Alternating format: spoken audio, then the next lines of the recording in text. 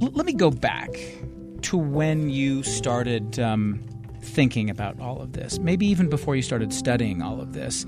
Has this been in the back of your mind, this question of attention and the effect of all of this? You know what I mean? What got you thinking about all of this? Being in Utah and just being able to go down into southern Utah and escape all the cell phones and technology, I noticed in my own thinking that I just started thinking more clearly.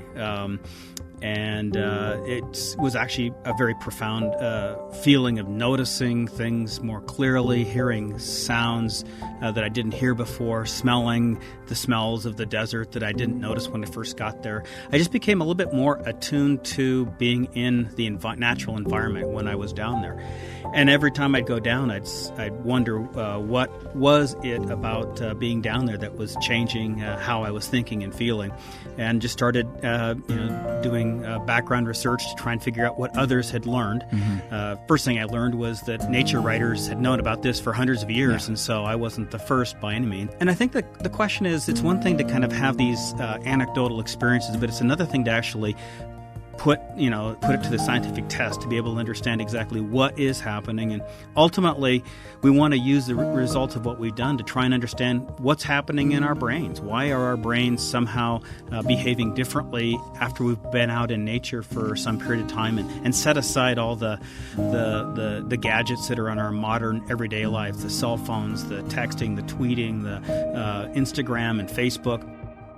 By getting rid of this constant multitasking, by getting rid of kind of the modern urban environment and reconnecting with nature, I think it helps to recalibrate our senses in a way that's kind of probably more associated with how humans evolved hundreds of thousands of years ago, interacting with people and interacting with natural environment with trees, streams, and fresh air.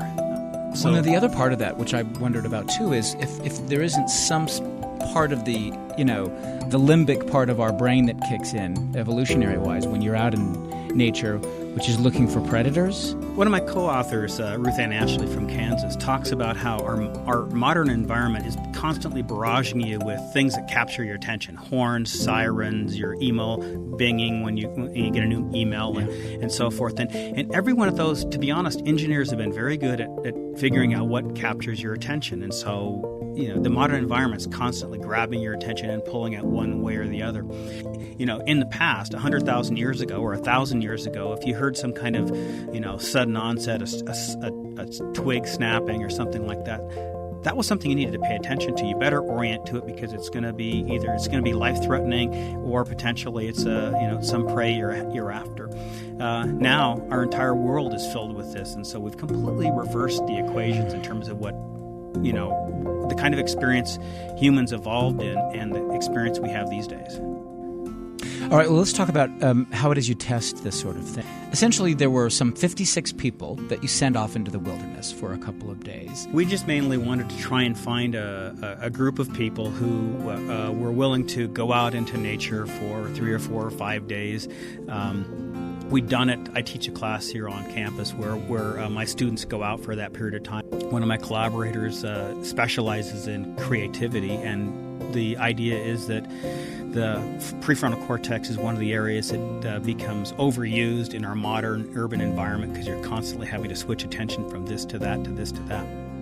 And so if you that'd be one of the areas that's associated with higher level cognitive thought, problem solving, creative problem solving. And so we just used a very simple paper and pencil test. And in the study, we had half the people measured before they actually went on a hike, and then the other group was in for 4 days. And we found a 50% improvement in their scores, or a 50% difference in their scores.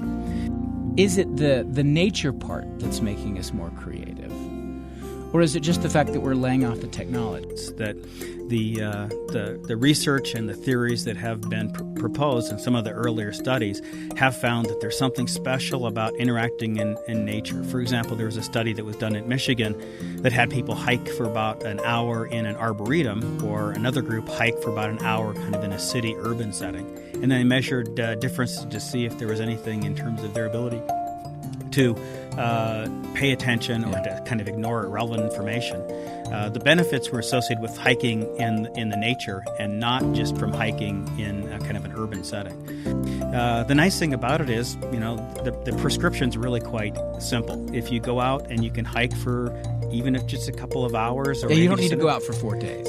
The biggest effects are going to be when you're out for longer periods of time. But you're right. I mean, most people can't, in their regular daily life, go out for a 4-day period of time. But you get benefits from hiking in the park or taking an hour stroll in some kind of nature preserve.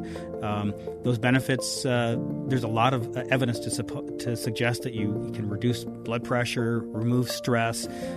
It helps for a more graceful aging process. So you find older adults who are walking regularly actually tend to have a more healthy and satisfying lifestyle.